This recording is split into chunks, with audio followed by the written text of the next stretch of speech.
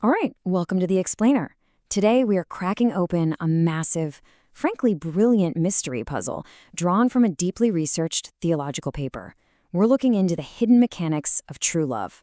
And we're not talking about poetry here. We're talking about a stable, observable relational pattern that's been hiding in plain sight across ancient texts. So the core question this paper asks is simple but absolutely profound. How do we tell what true love actually is? Beyond the romantic movie tropes, right? But instead of just picking our favorite definition or trusting a fleeting feeling, we're going to treat these ancient biblical texts like a literal constraint satisfaction problem. Picture a master detective's corkboard where we map out the clues to solve the mystery. Here is our roadmap for the board. We'll start with the true love mystery. Look at clue 1, the opened side. Clue 2, changing pressure. Clue 3, the teacher. Introduce the last atom. And finally, solve for X. Okay, part 1. The true love mystery, setting the constraints. Which brings us right to part 2, and our very first clue, the opened side. So, the source paper sets up a simple equation for us. X equals the singular corresponding other of the last atom. But to even start solving for X, we need the ground rules. Let's go back to Genesis. Adam is put through this frankly terrible matching algorithm, naming all the animals, but finding 0 true partners. Then, he falls into a deep sleep, and a woman is formed from his side. Now, the Hebrew word here is tela, which the ancient Greek Bible translates to plura. This is huge because it sets up the foundational rules of love. You can't just date a carbon copy of yourself. Real unity needs 2 totally distinct, free people. You get difference without alienation and unity without collapse. You get recognition, but absolutely no possession. The other person has to be genuinely other. The theologian Catherine Mowry LaCuna hits the nail on the head here. She notes that true communion arises from genuine diversity among equals. Difference isn't some roadblock to a relationship. It's actually the exact condition that makes it possible in the first place. Moving on to part 3, clue number 2, changing pressure. Now we're diving into the Song of Songs. The paper points out this isn't just a static painting of romance.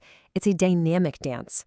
If you look at the timeline, the relationship makes sense because of this alternating rhythm of presence and absence over time. They approach, they hesitate, one pulls back, the other searches independently, and that leads to stable belonging. The text repeatedly warns not to awaken love before its proper time. Basically, you literally cannot force it. Here's the real kicker. Maximum pressure does not give you maximum information. Think about it. If you're constantly suffocating someone with attention, you literally have no idea if they actually love you or if they're just reacting to your pressure. The paper calls this negative pressure.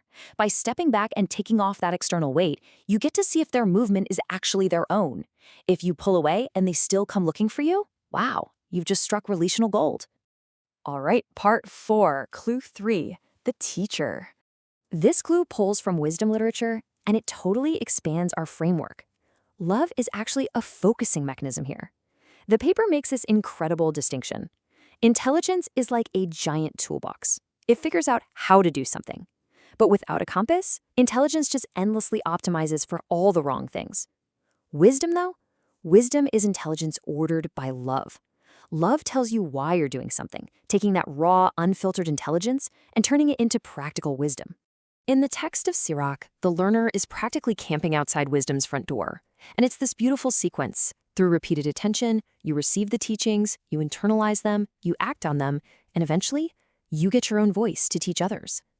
Love is what keeps you standing at that door long enough to actually learn. Because truly great teaching doesn't make you dependent forever.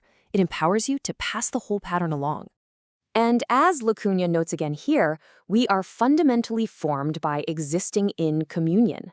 Getting that right relationship completely rewires how we judge and act. True love literally teaches us how to operate in the real world. Okay, part 5, the last atom. Get ready for a massive twist. Fast forward to the New Testament in 1 Corinthians. The Apostle Paul calls Jesus the last Adam. And guys, this builds an absolute bridge right back to our very first clue. Watch this. The first Adam falls into a deep sleep.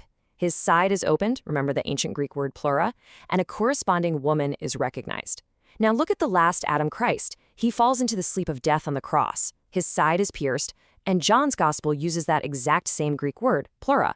From that open side flows blood and water, which Christian tradition has historically seen as birthing a brand new communion, the church, the bride. So Christ's bodily sacrifice is a deeply pedagogical act. He is physically acting out the Father's grammar of seeking communion through a wildly costly self-gift. He doesn't just sit back and say God loves you, he proves it in the flesh, surviving the ultimate separation to prove that this relationship is completely stable. Which brings us to our final section, Part 6, Solving for X in the Resurrection Garden. All right, detectives, time to bring our mystery board into John chapter 20 and test our candidates. Remember our equation, X equals the singular corresponding other of the last Adam. Let's line up the clues. Mary Magdalene satisfies every single relational constraint we mapped out. From Genesis, we need recognition of the corresponding other. She recognizes Jesus the second he speaks her name. From the Song of Songs, we need the changing pressure search. She's the one out there searching in the dark after the other disciples just pack up and leave. We also need restraint. Jesus literally tells her not to cling to him, creating that exact negative pressure we talked about. And finally, from wisdom, learning becomes teaching. She's instantly commissioned to carry the message back to the disciples. So if you just test the structure independently, the paper argues that Mary Magdalene fits the new Adam's corresponding woman pattern incredibly well. And notice, we aren't taking any wild theological sides or rewriting history here. We are just looking at the cold, hard mechanics of the text. As a typological fulfillment, she absolutely nails the equation set up centuries before. This is so cool because it shows Mary Magdalene isn't just some passive bystander. She literally embodies the culmination of the entire biblical grammar of love and formation. She stays in grief, proving love survives death. The recognition happens through shared history, not just eyeball sight. Christ applies that negative pressure, and boom, she becomes the teacher to the rest of them. So zooming out, what is the grand takeaway of this whole explainer? It's that true love is so much more than a fleeting butterfly feeling or a rom-com script. It is a stable, observable mechanic of the universe. It requires difference without collapse, freedom without indifference, recognition without possession, and total fidelity, even when the whole world flips upside down. As we wrap this up, I want to turn it back to you. How can you practice this kind of uncoerced, deeply attentive love in your own relationships today? Where can you apply a little negative pressure to give someone else their actual freedom? How can you let love steer your intelligence into genuine wisdom?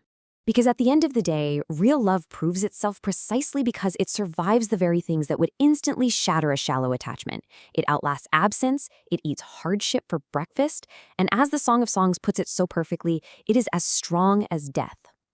So the next time you feel the desperate urge to force a connection, will you have the wisdom to step back, drop the pressure, and see what actually remains?